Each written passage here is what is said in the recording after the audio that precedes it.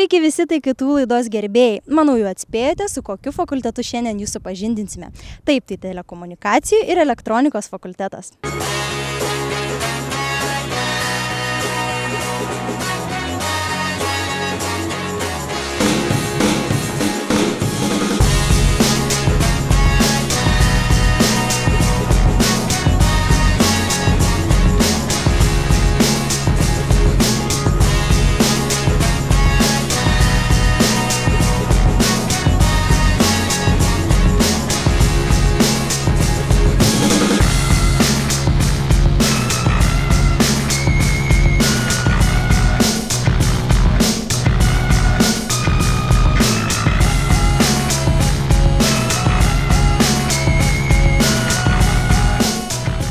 Įstojau, galvoju, nes ką aš čia darysiu.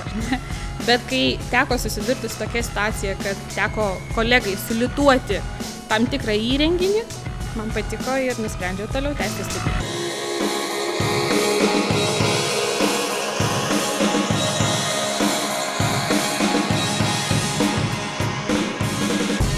Pagalvojau, kad iš tikrųjų jaunai kartai reikėtų perduoti savo patyrimą, savo, sakykime, tokią kaip ir įžvalgą, kodėl tai yra įdomu ir kodėl yra verta rinktis ir netgi verta rinktis ne tik vaikiną, bet ir merginą.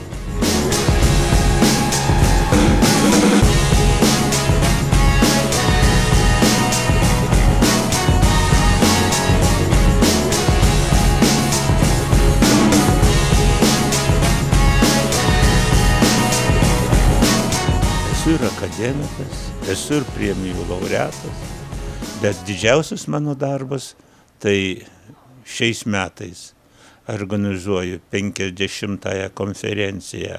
Visais atvejais skaičiau ir maniau ir manau, kad elektronikos mokslas plačiausiai taikomas šiandien visose srityse.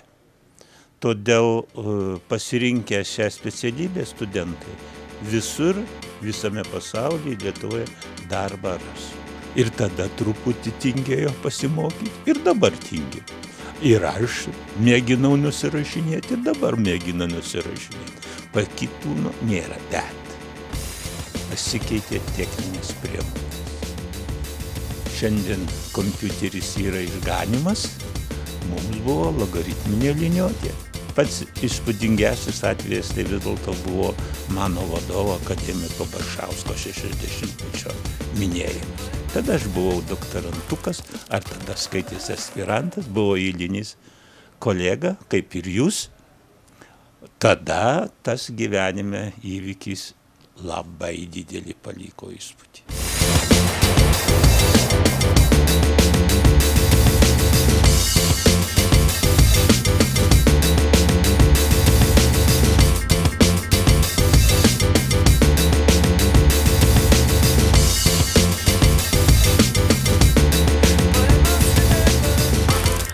Per visą savo mokslinį darbą esu sukūręs visą eilę ultragarsinių sistemų ir tos ultragarsinės sistemos dirba ir ne tik tai mūsų universitete, bet ir užsienio universitetuose. Saudo Arabijoje, Švedijoje, Anglijoje, Vokietijoje. Jeigu jau studentai papuola kryptingai, sakysime, mūsų fakultetą, tai yra krapštukai. Tie, kurie tikrai mėgsta padaryti kažkokį tai prietaisą, kuris veikia, paprastai 6 valandą, kai jau studentam pasibaigia užsiėmimai, pas mus čia užverda darbas ir šitos patalpos prisipildo studentų. Vienas iš mūsų studentų kaip tik daro tiesiog ultragarsinis generatorius ir stiprintuvas. Prietaisas jau yra skirtas pramonėje.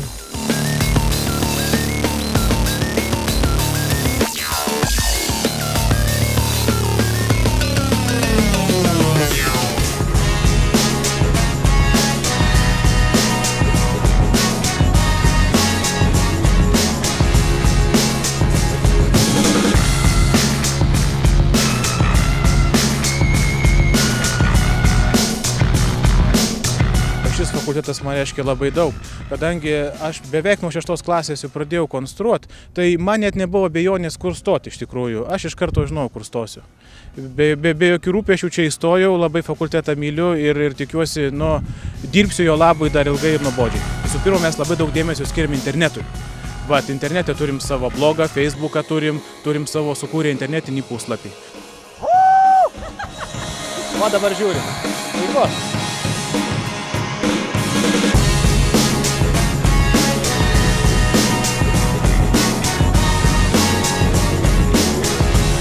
Antras frontas būtų, tai būtų mokinukų viliojimas čia į fakultetą, bent jau apsilankyti, bent jau pasižiūrėti. Mokyklose nebūna, pavyzdžiui, santechnikų būrelių ar tenai kokio nors kito būrelio, o vat radistų būrelis dažniausiai būna, arba bent jau fizikos mokytojas kažkur užsiiminėja. Va, tai mes pakviečiam mokinukus, jeigu jiems reikia kokį nors, sudėtingą matavimą padaryti arba kokios nors konsultacijos, mes mokinukus kviečiam čia ateiti ir tikrai jie ateina, susirenka ir mes juos pakonsultuojam, padedam užsiprogramuoti, ką nors padaryti kažkokią tai paprastą konstrukciją jiems.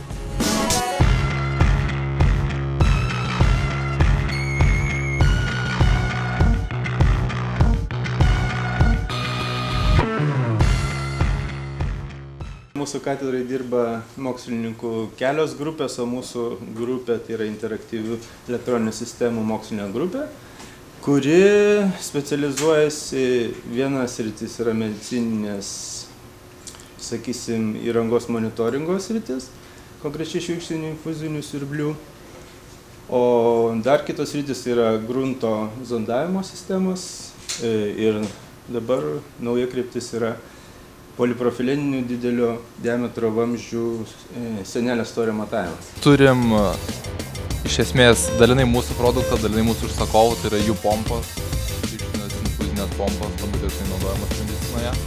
Ir turime mūsų kabyklą, tai yra toksai rinkinys, kur mes galim skabinti kelias pompas ir stebėti būseną, matyti jų praeitį, galima tiesiog daiktas skirtas būtent keliom pompoms kabinti prie vieno arba kelių pacientų ir stebėti duomenis. Tai yra infuzinių siurblių monitoringo programa, jinai bendrauja štai per tinklą, bendrauja štai su infuzinių siurblių kabykla ir mes matome, štai čia yra mūsų įsivaizduojamas pacientas.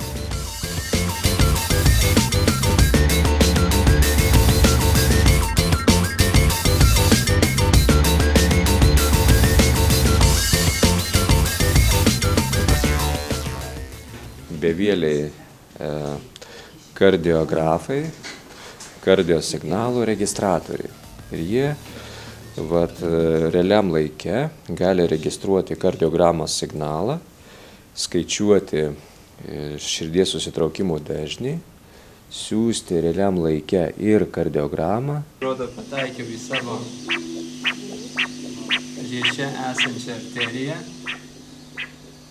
kurioje pulsuoja kraujas su kiekvienu širdies tvinksniu. Būtent tos lėkštės, kur jinai yra ant stogo, ne lėkštė kur ateiviai, bet lėkštė tenai ta, kuri yra ant stogo tokia versta. Tai čia jos yra visas valdymo pulsas, visi jos galima sakyti smegenys. Reikalinga, kad mes galėtumėm, tarkim, užmegzti ryšį su kitu universitetu, kuris yra kitoje žemės rutulio pusėje. Šiuo metu pagrindinis darbo tikslas yra kompozicinių medžiagų tyrimai, kartu yra tiriami ir anglies pluošto audiniai.